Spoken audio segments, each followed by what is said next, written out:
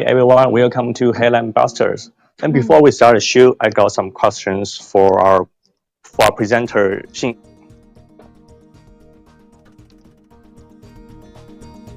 Hi Xin, how are you? Hello, good morning, Sean. Yeah. So I just want to ask some questions like what kind of animals you like? I'd say for now, it's cats. Oh, cats? Yeah. Oh, I also like cats too. So you want to see my favorite? Let me see, yeah? Yeah. Oh, your favorite is elephant. Yeah, so this is my favorite, my pet in iPad. So, Okay. Okay, so cool. So I just heard a story like she walked from she walked from its hometown like for 500 kilometers to find a new home. So I think that's a striking story. Okay, Yeah. cool. So that's my question. I'm gonna say my elephant. So Okay. I'm leave now. See. Okay. Bye. Okay. Have a good day, Sean. Yeah, see you.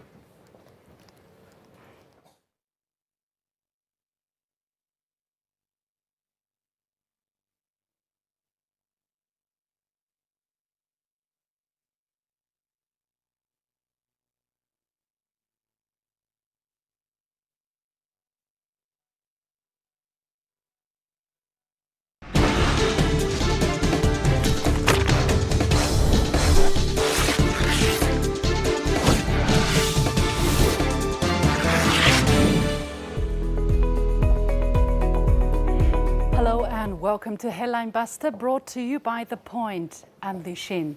In this series, I dissect stories that are making headlines around the world and talk to my guests to compensate for the missing pieces of the puzzle. So join me in real time by sending us your comments or questions via the CGTN page on Twitter, Facebook, YouTube, or Weibo. If you're watching this live on the CGTN application, email us at thepointwithlx@cgtn.com. Let me know what you think. From next week on, we will live stream Headline Buster on Thursdays at 11 a.m. Beijing time and air the segment on TV at the same time on Fridays. So do join us during the live streaming and get in touch. We would love to receive and possibly read out your insightful comments. They say elephants never forget, but do elephants also foretell? In an amazing coincidence, 4 months ago, a herd of wild elephants in China created headlines across the world, going on an unprecedented 500-kilometer trek from their habitat to another city, Kunming, capital in Yunnan province in southwest China. And it is in the headlines once again as the city wraps up the first part of the UN Conference on Biodiversity Protection, otherwise known as COP15. And that's our topic today. Why is COP15 significant? Well, it is an essential part of solutions the world needs so badly to combat the fallout of climate change. While COP26, or the UN Climate Summit, will be held in Glasgow, UK very soon to find more ways to address the climate crisis, COP15 addresses how to ensure vulnerable plant and animal species do not go extinct, which is a threat to the survival of the entire planet. UN Secretary-General Antonio Guterres said the international community must urgently reverse the destruction and called COP15 the chance to all for a ceasefire. So, what are the key takeaways from the first part of the Biodiversity Conference? It brought over 100 countries together in the rare show of international solidarity to sign the Kunming Declaration on October the 13th, a 17-point pledge to reverse biodiversity loss. And China has also made some announcements, for instance, by creating the Kunming Biodiversity Fund with $230 million to support biodiversity protection in developing countries, among other things. In fact, China's efforts to protect biodiversity well predate the conference, and we have talked about that before. The first nature reserve was created in China actually as early as in 1956, according to a white paper released earlier this month. And now there are nearly 10,000 protected areas, including the first batch of national parks. These national parks stretch from the Qinghai Tibetan Plateau in the northwest to southern China's Hainan Island, with a total protected area of 250,000 square kilometers. That's about the size of Ghana or Romania, if you want. Nearly 30% of China's key terrestrial wildlife species can be found in these areas. And the Qinghai Tibetan Plateau National Park is especially important because 3 of Asia's major rivers, the Mekong, the Yangtze, and the Yellow Rivers, originate from there. China has realized the largest growth in forest resources among all countries in the world in 30 years, and that statement was backed up by a study conducted by NASA in February 2019. How about animal and bird species? To give you some examples, the wild Asian elephant population has gone up from 180 in the 1980s to about 300. It's not much still, but that has already bucked the trend of decline in other parts of the world. The crested ibis population has jumped from only 7 to over 5,000, including both wild and artificially bred species. And giant pandas in the wild have grown from some 1,100 to almost 1,900 in the last 40 years, and they're not considered endangered anymore in China, just to give you an idea. However, there are still problems to be solved and areas for further improvement in biodiversity conservation in China, such as insufficient input in the marine ecosystem and in the funding mechanisms. China has also stepped up and will have to continue to work on law enforcement, inspection, as well as legal cooperation to crack down on crimes harming biodiversity. So how have the media been covering COP15? Surprisingly, or perhaps I should say gratifyingly, the focus has been mostly on the Kunming Biodiversity Fund or the Kunming Declaration, which is the way they should be. Several articles highlighted the Biodiversity Protection Fund Chinese President Xi Jinping launched during the event, such as this one by Reuters. For instance, China's Xi launches 230 million biodiversity protection fund for developing countries. The South China Morning Post report says COP15, China's Xi Jinping pledges $232 million for new fund to protect world biodiversity. The Hindustan Times story reads, COP15, Xi Jinping announces 233 million biodiversity protection fund at UN meet. And the Independent goes, Kunming Declaration, more than 100 nations signed historic pledge to protect global biodiversity. So the apparent tone has been mostly factual, highlighting the dangers the planet faces and the developments at COP15. Well, some have actually focused on China's success in conservation, like the Wall Street Journal, which had this report, "The tiger is making a tentative comeback in China's north." The article gives credit to China's efforts in tiger protection, calling it a rare success story in the world of conservation. It says over the past 2 decades, as tigers have been wiped out in Vietnam, Laos, Cambodia, and southern China, numbers in northeastern China, the last corner of the country where feral cats still roam, have risen to 55. According to a recent study, it says, by Chinese scientists, the World Wildlife Fund, and the Wildlife Conservation Society, there is a dramatic improvement. Well, to see the Wall Street Journal being so positive after their usual tone on China, I guess indeed we have done something right. But I've also noticed some other reports which seem to need some footnotes. For instance, a Bloomberg article on October the 9th, China gets a chance to showcase global climate leadership. It kind of sets the stage for negative and selective reportage on COP15. The article says China did little homework to prepare for the event. It will be unlikely that China will secure a major breakthrough in providing a global good at COP15, and that since 2016, when it was decided China will host COP15, its relationship with the West has deteriorated on issues from trade to human rights. Well, not to talk about the other things, is it something that China should be held solely responsible for, that relations deteriorated between China and the United States, for instance? Who started the trade war, for instance? At the same time, the article mentioned the global effect of the COVID-19 pandemic, so isn't it understood that in-person communication will be constrained to some degree to ensure everyone's safety? The article even quotes the Secretary General of an NGO doing biodiversity conservation work as saying China is building a platform for countries to express ideas and concerns. Doesn't that show China has not let other issues get in the way of making COP15 as effective as possible? And finally, COP15 did provide a very tangible public good, the Kunming Biodiversity Fund, to help developing nations with their conservation work. The projection was that China is trying to play a leadership role, which is always linked to the US, but then the US has not ratified the convention yet, and the absence of the world's #1 country has undoubtedly set back global efforts at progress to avert extinction, as experts have pointed out. By and large, though, the reports on COP15 have been more or less accurate.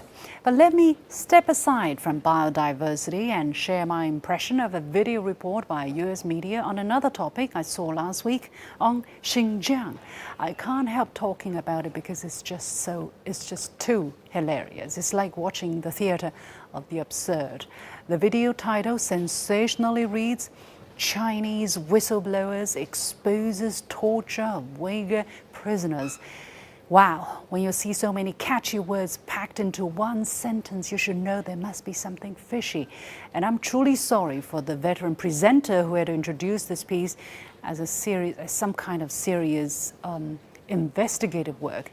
The so-called whistleblower is a burly man wearing dark glasses and a black face mask. His voice is altered beyond recognition to hide his identity, so I had no idea what he was talking about in Chinese, and I doubt if the journalist could understand him at all, or the translator. I don't know what they were able to make of what he was saying. Anyway, he was described as a former Chinese policeman who defected to Germany last year after allegedly participating in or witnessing atrocities committed against Uyghurs in Xinjiang between 2018 and 2020. He didn't show any evidences of the so-called tortures, especially the sexual abuses he was describing. There were only his words which were deemed graphic by the presenter, but when the same person appeared before the so-called Uyghur Tribunal in UK in June, he answered differently to the same question. Through an interpreter, he said he never talked about or asked about details of sexual abuses. So how would he then know about the details and narrate them to the journalist? The journalist also claimed he couldn't independently verify the account of the whistleblower, but he could have because the video of the so-called tribunal is open for all to see online. I guess if he did, he wouldn't have a story. And why is he spreading these grave allegations if he couldn't independently verify them? The usual disclaimer, it seems to be a very convenient and safe way just to be irresponsible. That's why we take pains to bring you the Headline Busters, not just for our show, but for truth-seeking people all over the world. With that, let's take a short break, and we'll be back to see how COP15 can be a game changer and what are the hopes and red lines from it. Stay with us.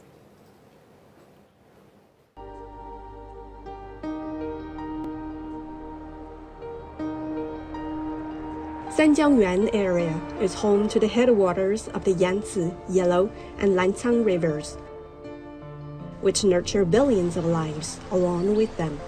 Glaciers and snow mountains stand on the third pole. Birds and fish thrive in the lakes and wetlands. Animals roam on the grasslands and meadows. It is one of the most sensitive areas to the global climate change. The inhabitants are tenacious, but vulnerable. The ecosystem services and functions, stunning landscapes and biodiversity of Sanjiangyuan are invaluable.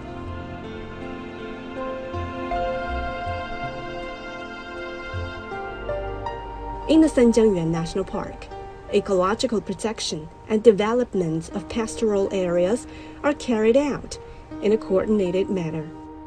Tens of thousands of public service jobs are provided for the conservation. Ecological restoration and governance projects are conducted. Sanjiangyuan deserves protection for all lives in the area.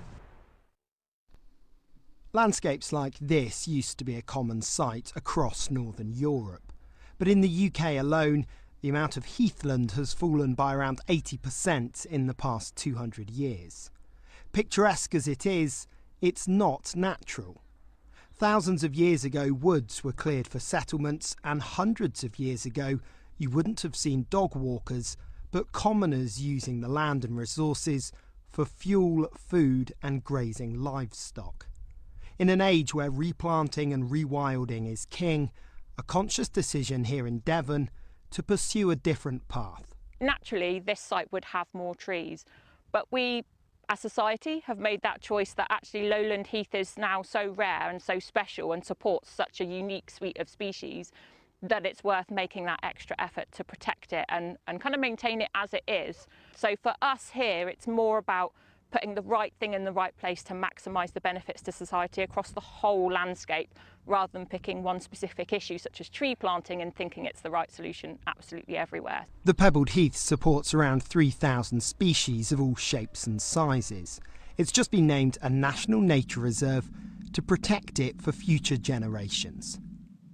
In the past 50 years, the population of the UK has grown by 35%.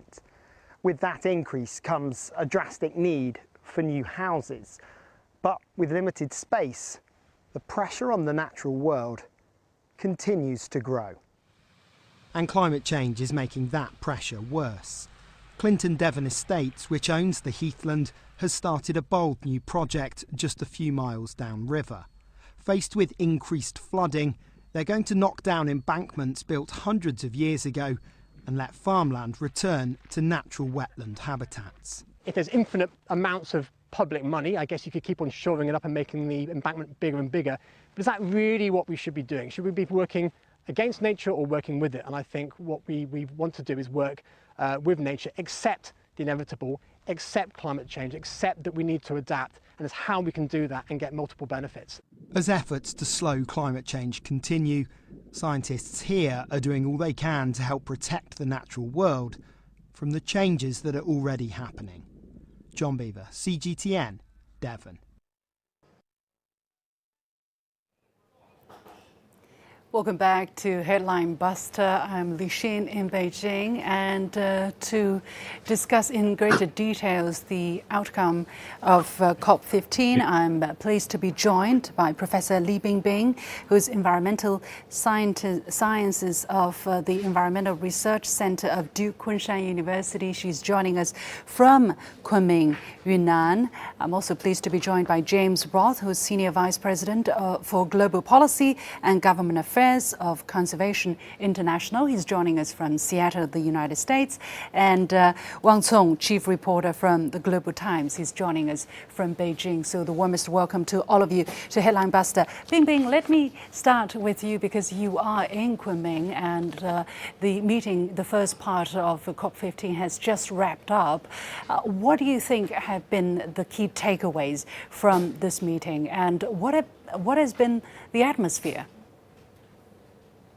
Yeah, thanks, Lucian, for this great question. Like during these 5 days, we're trying to ask this question for ourselves as well as we're doing the observation and see what we can come out of the first meeting.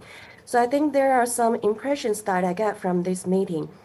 First one is we can see some commitment from different governments to come to this post-2020 biodiversity framework, which will be very important for the next 10 years.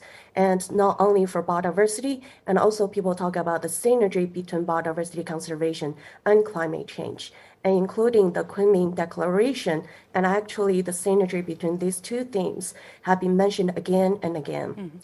And also because of the COVID-19, I think more and more people, even like different governments, they realize how tightly human health are tied to the nature health and also the environmental health.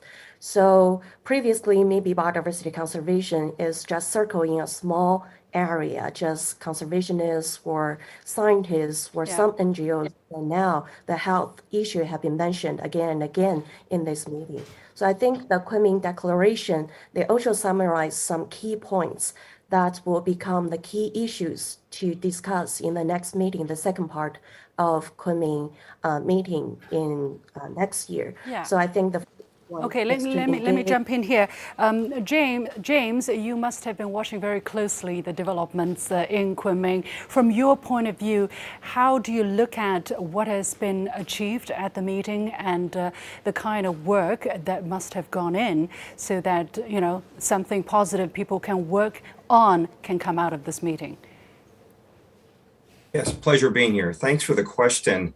I think the most important outcome of the meeting was simply the level of urgency that was attached to the biodiversity crisis by ministers. I think the exact words that ministers use on page 1 of the Kunming Declaration was the grave concern that they share about the unprecedented and interrelated crises of biodiversity loss and climate change, putting them on equal footing and saying that the biodiversity crisis poses increasing risks to human health, food security, and it's an existential threat to our culture, our prosperity, and our planet. I think that level of gravity shows that ministers recognize the severity of the situation, the challenges that we face, and I think now it's incumbent on the technical level negotiators to get together and to produce a global biodiversity framework that reflects that level of urgency. Wang Cong, looking back at the past few years, as I mentioned in the media critique I was doing just now, some people were saying, you know, China didn't do much homework, or that the frictions between China and the United States actually got in the way of the kind of cooperation or preparation that China could have done for COP15. Now, looking at what has come out of it, what is your impression? Well, first of all, this is a very serious global issue. It requires all the countries to participate and to cooperate. However, as we saw in the declaration of over the years, that the United States is not participating. For 30 years, it has not signed up to the UN resolution. So it is quite, from a global perspective, it is a shame that the world's biggest polluter is not in the in this global efforts to protect the participate in the ecological protection. So I think from what we see now, the discussion is about China's leadership in this area, right? But I think for the United States and for China, I hope that there were going to be some discussions about climate change, because as Joe Biden appears to, is pushing for the United States response to the climate change, I think there are some areas where we can work together. However, I think it really needs to step up. Yeah. James, what is your reaction to that? Because the United States, although they have joined the Convention on Biodiversity Protection, it is true the US Congress hasn't ratified it. What kind of setback does that leave the international efforts, and what can China do and other countries do, to still push forward those efforts and, not be taken aback by whatever decision the United States is taking for the moment? Well, I do think it would be helpful if the United States ratified the treaty. I would agree with the previous speaker that the United States being part of this effort officially would be a good thing. But I would also agree that the Biden administration and frankly, many in Congress agree on the goals that the Biden administration has outlined. And I think, to answer your second question, what must all countries do? I mean, a lot of it has to do with making some very difficult decisions about changing, frankly, the way that we've done things in the past on agricultural production, on fisheries, on natural resource extraction. The way that we manage our resources, particularly in those areas where humanity and nature live side by side. I think that the United States, China, and all countries have to begin to sort of do things a little bit differently. And I think that's where the challenge is going to remain over the next 6 months before we gather in China. Bing, how do you look, because we have been talking about what China have done and of course the challenges that China is still facing. How do you look at the complexity of the issue for China? Because on the one hand, President Xi has mentioned repeatedly the importance of Green Mountain, Blue Sky. Actually, ecological civilization has been written into Chinese constitution. But on the other hand, China does have the urgent task of still keeping the economy going, and the energy crisis, the energy shortages that we're facing in China is kind of a reminder of how daunting the challenges can be sometimes in terms of keep pushing the economy going. So how complex is that? And do you think that is being taken into consideration fully when other countries are talking about the Chinese commitment and action? So I think it's a world difficult question is how to balance conservation and development. And when we talk about sustainable development, actually it's a good idea, but there's a lot of obstacles, including technology, science, and policies we need to tackle to actually implement sustainable development. So for China, at one hand, we're really high in biodiversity, but on the other hand, we have so many people to feed and to help them get out of poverty, or already get out of poverty, but they still have a long way to go to get to a decent life. So how could we actually do the valuation and also realization of the ecosystem services, turn them into real benefits and can contribute to the development, especially for local communities? And for these people who actually kind of sacrifice their development opportunities to conserve the areas. So at least China, I think because of the political system, we're able to transfer some of the income from the lower stream of the ecosystem services, for example, from provinces in the east, their income, and to the west, and to the people who are on the upper stream of this ecosystem services providers, and to benefit their development and try to compensate for their sacrifices. And we have the largest payment for ecosystem services in the world, including return cropland back to forest, natural forest protection program. They all comes up with subsidies and compensation. And I think this kind of financing mechanism is very important, especially for the future, because this is also one key issues talk in this. Yeah. Wang Cong, you have done a lot of reporting in China, and we were talking about how the giant panda is no longer an endangered species, and I was talking about the Asian wild elephant species. What have China done right that can be a point of experience, a referral, that can be useful experience for other countries who are looking to solving similar problems? Well, China has done a lot, I think, in terms of specifically conservation. However, what I see the most important piece is that China has been incorporating ecological civilization, the concept, into every aspect of policy making and the policy execution and basically daily life. Since I think since the 18th Party Congress, China has written that into the party constitution, and then at the state council, the concept of constructing ecological civilization is part of the urban and rural development plan. And then we have seen that in the 5-year plan development plans and all the other aspects. So to talk about ecological protection, I think the most important piece is about policy making, and to balance that with the social and economic development. That is what China has been doing for over the past several years and has been doing quite successfully. I think that's the model they're looking at, not specific. Probably there's some experiences to draw from specific examples, but from a national standpoint, I think that's the lesson from China.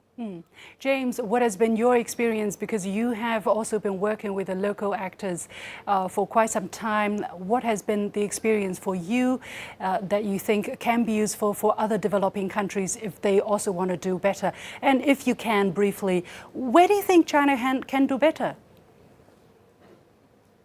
Well, our experience at Conservation International is in 30 countries around the world, working with local communities, indigenous peoples who are, really key partners in this effort. And, there's a couple of things. It's our experience that, partnering with indigenous communities, I think, is a key step because they've been the stewards of many of our most biodiverse, rich landscapes for centuries. And so making them full partners, I think, is critical. I think, also one of your, I think the professor mentioned the idea of ecosystem services. So prioritizing conservation, restoration, sustainable use of places that are most important for food, water, climate services. All of this has to be part of the global biodiversity framework. I think the ecological redlining, sort of the, preserving certain places is a very important first step. I think the next step is frankly something that I mentioned earlier, which is that all countries have to rethink how we produce food, right? We all know that sort of livestock is the world's largest producer of methane. So, how do we do that a little bit differently? How do we engage in sustainable fisheries so that small island states can continue to produce food? How do we engage in natural resource extraction so that the landscapes around, mines and such aren't degraded? So these are all the questions that I think that we've experienced. If we answer them in the right way, and we've seen some countries being able to do this, that's going to be the key over the next few months. Okay. Now I'm going to turn to Bingbing for a more public interest question. It's a surprise. Basically, it's what has been in the news.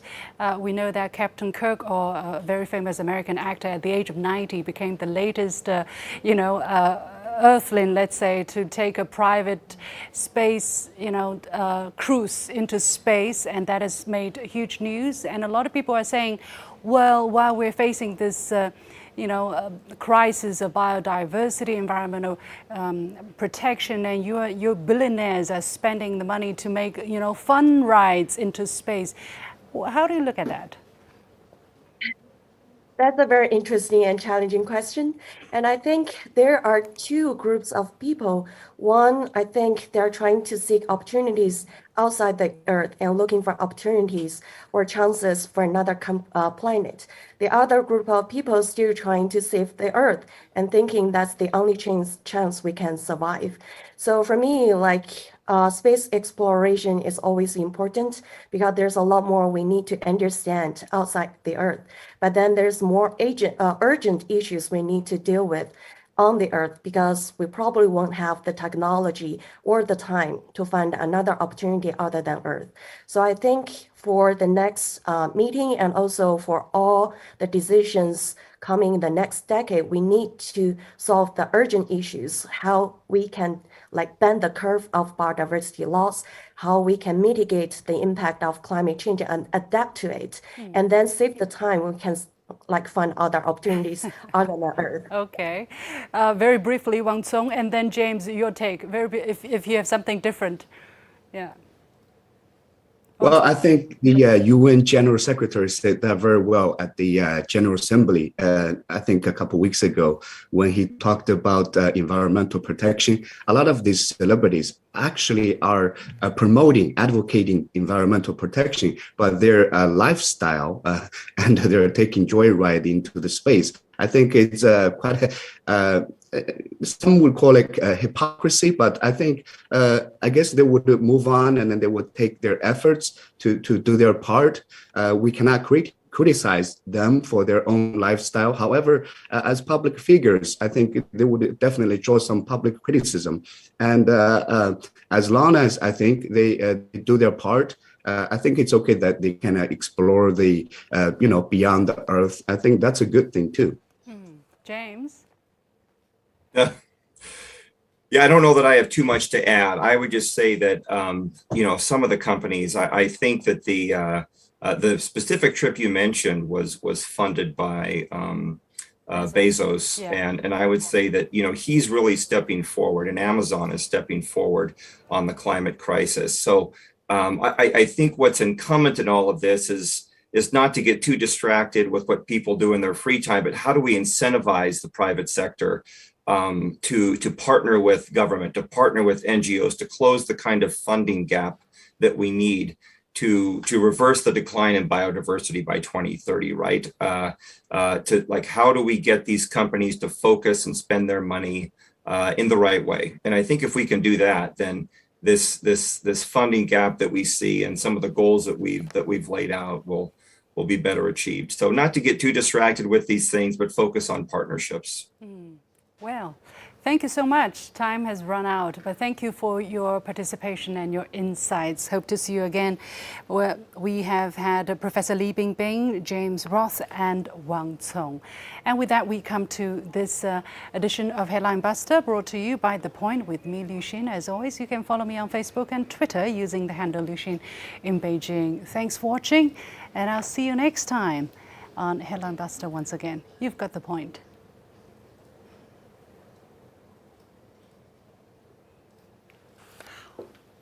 We are done.